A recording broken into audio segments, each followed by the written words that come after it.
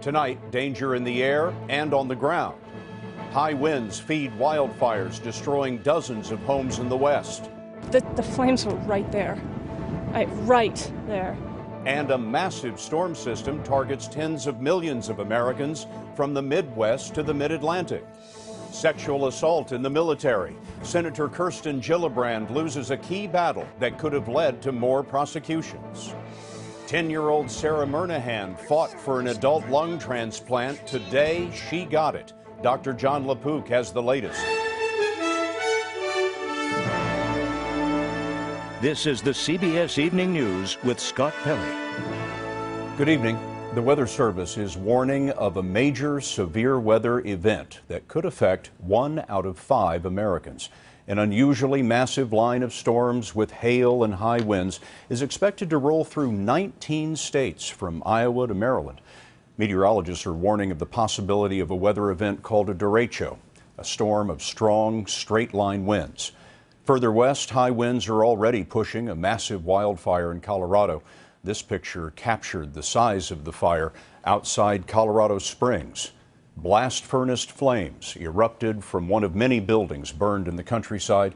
Officials are telling us that 50 homes and counting are gone. It was a lot to take in for 7-year-old Floyd Kerr Jr. outside Sea Springs. Kelly Worthman, a reporter for CBS station KCNC, is watching too. The largest fire has been pushed along by winds gusting to 30 miles per hour. It started in a Colorado Springs subdivision. Toby Partridge barely escaped. There was no notice. We didn't see anything on the news. We didn't get a reverse 911 call that the fire was that close until we literally had a police officer in our driveway saying, "Get out now." The fire has spread so quickly, Sheriff Terry Makita can't guarantee everyone got out. One of my worst fears is that people took their chances and it may have cost them their life. Another large fire is burning near the Royal Gorge Bridge Park. Visitors to the popular tourist attraction were evacuated, as well as inmates at a nearby prison. Much of Colorado has been under a red flag fire warning for days. There's been almost no rain in a month. The conditions are similar to last June, when the Waldo Canyon fires destroyed more than 350 homes. This fire has forced more than 7,000 people out of the area. They have the same feeling. They saw the smoke plume and they thought, it can't happen to the same community twice, and it did. Toby Partridge took in his friends during last year's fires. Now it was his turn to run. He grabbed a few cherished photos and his pets, but had to leave his 4 horses behind. It was amazing how quickly that fire came up. I mean, that sound was just so intense. I'd never heard or seen anything like that. And as you can see, Scott, the winds are really gusting right now, which is a big problem for the 155 firefighters on the ground. What the sheriff tells me is they need 2 days without these gusting winds to get an upper hand on this fire.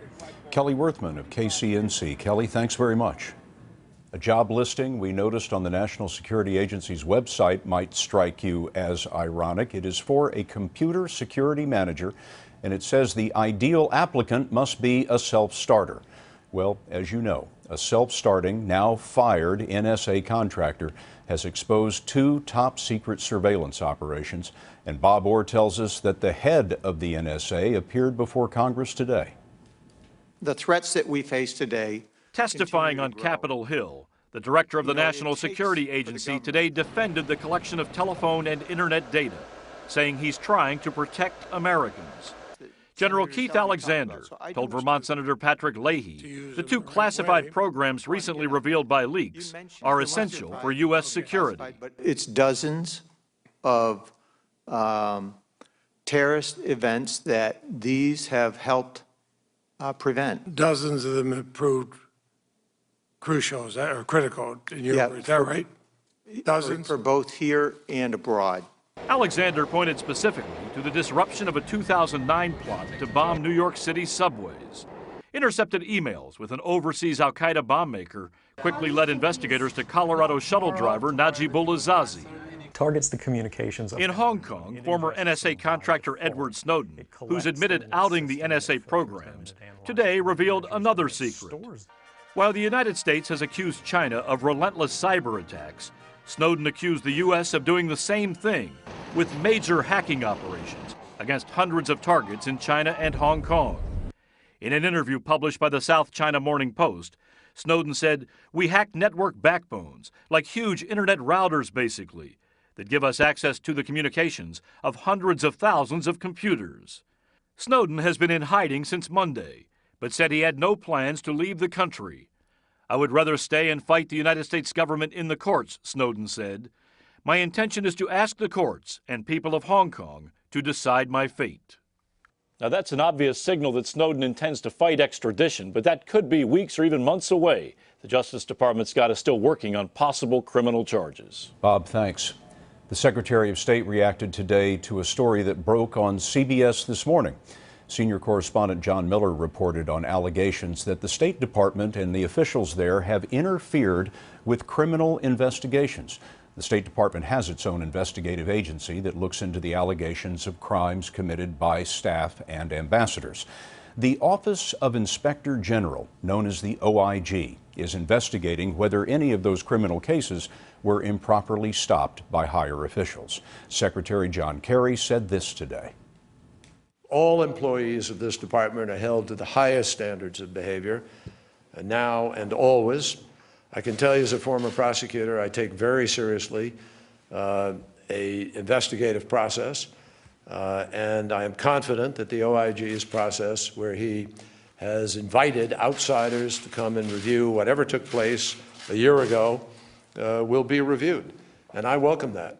The outsiders Secretary Kerry referred to are investigators who've been brought in specifically to look at these allegations of interference, and today a second congressional committee said it will look into all of this too. There's another story that we have been following. It is the effort in Congress to deal with sexual assaults in the military. A Pentagon study found that there are thousands of assaults every year. A Senate bill that would have removed military commanders from sexual assault cases seemed to have momentum, but Nancy Cordes reports tonight that all of that has changed. New York Senator Kirsten Gillibrand's victory was a brief one. Just yesterday, her plan to tackle military sexual assaults passed a subcommittee with bipartisan support. The proposal would have taken decisions about prosecuting sexual misconduct away from military commanders and placed them in the hands of experienced military lawyers. Men and women who are brutally raped and assaulted in the military, they just don't believe there's a possibility of justice. They don't think the chain of command can be objective. But today, her fellow Democrat, Carl Levin, used his power as chair of the Armed Services Committee to replace Gillibrand's plan with his own. His version would leave commanders in charge of sexual assault cases, but with more oversight from the military's top brass, an approach favored by Secretary of Defense Chuck Hagel. We need to change some things. We can do things much better. We'll have to. But I think we've got to be very careful when we talk about taking the command structure out of this process. But for Gillibrand and her 27 co-sponsors, that command structure is contributing to the problem. An estimated 26,000 unwanted sexual contacts just in the past year.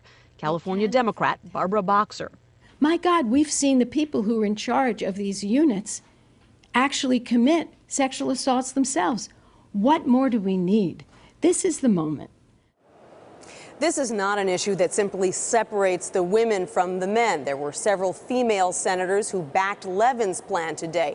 And one of them, Scott, Claire McCaskill of Missouri, argued that victims will be less likely to be retaliated against if their case is moved forward by their own unit commander and not by an outside military lawyer.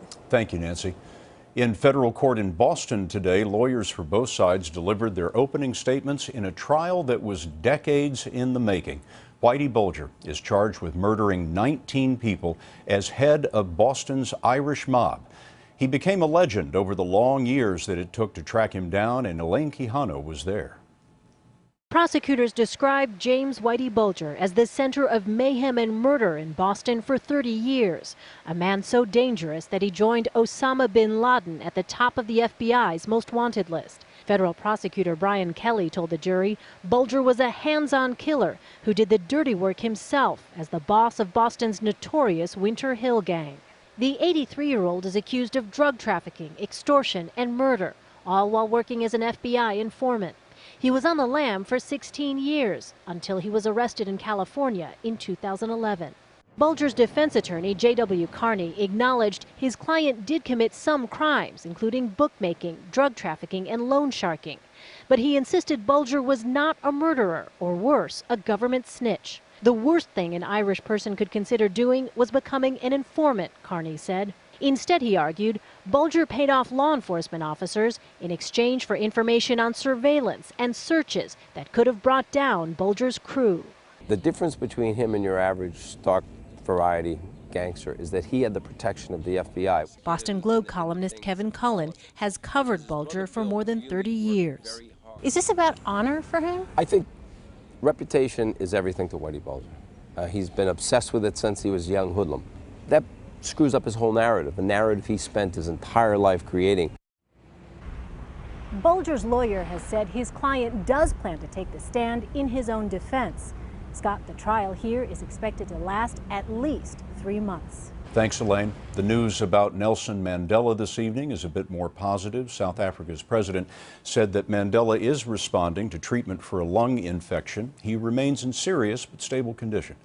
Mandela, who's 94, fought for years against the policy of racial segregation in South Africa and ultimately went on to become its first black president. There's a surprising new study about the safety of driving while hands-free messaging. A 10-year-old girl gets the adult lung transplant that she fought for, and window washers are stranded above the sidewalks of New York when the CBS Evening News continues.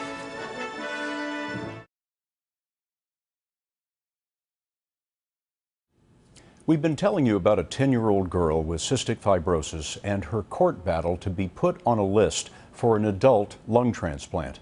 As we reported, she won that battle, and today she had transplant surgery. Dr. John LaPook has the latest.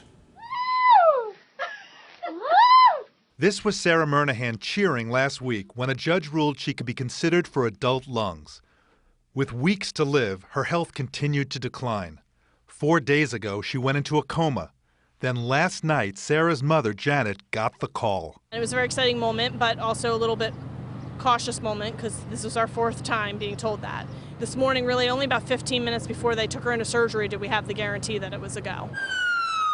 Sarah's new lungs arrived this afternoon at the Children's Hospital of Philadelphia. Her mother said she had no details about the donor, but that the lungs came from someone over the age of 12. There are 2 ways to make an adult lung fit into a child. The simplest way is to trim off pieces of the lung, reshaping it to fit the child. When the adult is much larger than the child, just a portion of the adult lung, called a lobe, is transplanted into the recipient. Dr. Joshua Sonnet specializes in lung transplantation. What's her long-term prognosis look like? Lung transplant is the most challenging transplant of all the organs. If she makes it through the transplant and makes it through the first year, she's going to have a 50 to 70% chance of making it over 5 years, and perhaps a 50% chance of making it 10 years. There's no chance the cystic fibrosis will recur in the lungs, but since it's a genetic disease, it could affect other organs. Scott, the surgery began this afternoon, and doctors said it went well. Thank you, John. Hands-free isn't risk-free when you're driving. That's next.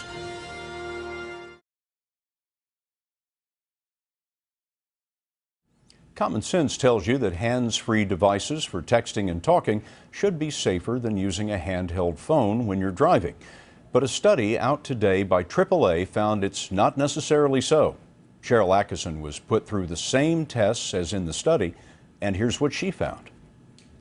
When you are interacting with a speech-to-text system, research scientist Joel Cooper simulated part of the study with us. This device measures a driver's reaction time.